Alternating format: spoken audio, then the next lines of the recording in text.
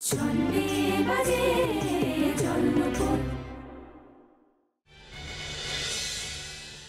ঠাম্মা, প্লিজ আমাকে কলেজে যেতে হবে, জরুরি ক্লাস আছে, বোঝার চেষ্টা করো, তোমার কথাটা শুরু করো। আর সব থেকে ইম্পর্টেন্ট বিষয় হচ্ছে যে এখানে যারা উপস্থিত রয়েছে তাদের সবার থেকে এই কথাটা কি সেটা আমার জানার আগ্রহ সবচেয়ে বেশি। তার কারণ এ বাড়িতে এর আগে এমন কোনো কথা হয়নি যেটাতে আমার বউ জড়িয়ে ছিল না। ঠিক কথা, ঠিক কথা, একদম ঠিক বলেছিস লাল। এবারও দেখবি সোনামা যে কথাটা বলবে ওকে জয়িয়েই বলবে। হ্যাঁ রাঙা পিসি। পারিমা, তোমাকে একটা অনুরোধ করেছিলাম কথা না বলতে, তুমি কিন্তু আমার অনুরোধটা রাখলে না। সত্যি ঠাকুরজি, চুপ করে থাকো না, মুখটা বন্ধ করে রাখা যায় না। না সব সময় বকর বকর বকর বকর।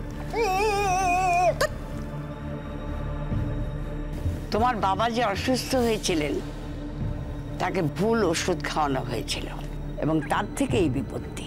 ওমা, সে কি কথা? কিন্তু দাদু ভাইকে তো ওষুধ সবসময় মাই খাওয়ায়।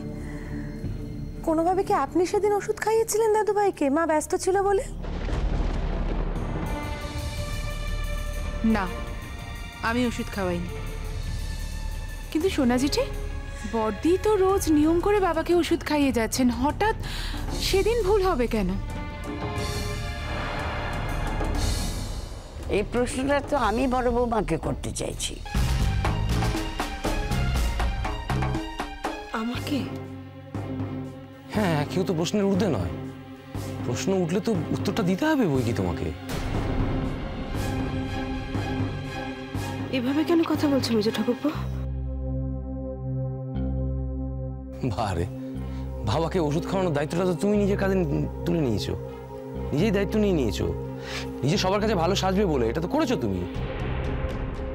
শুধু বাবার কথাটাই বা কেন বলছি, তুমি তো বাড়ির সবার দায়িত্ব নিজের কাঁধে তুলে নিয়েছো।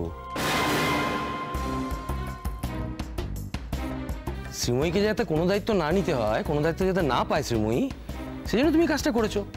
পাছে শ্রীময়ী পুরো সংসারটা সামলে নেয়, সোনা জেঠি, জেঠু, বাবা সবার কাছে ভালো হয়ে যায়, সবার মন জুগিয়ে চলে, সেই জন্য তো তুমি দায়িত্বটা নিয়ে নিয়েছো না, কাউকে যাতে না দিতে হয়। তো দায়িত্ব যখন নিয়েছো তখন তো দায়িত্বটা ঠিকভাবে শিখে নিতে হবে।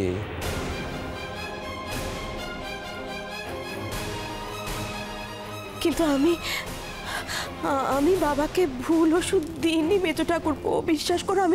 আমি রোজ যা ওষুধ দিই বাবাকে সেটাই দিয়েছি।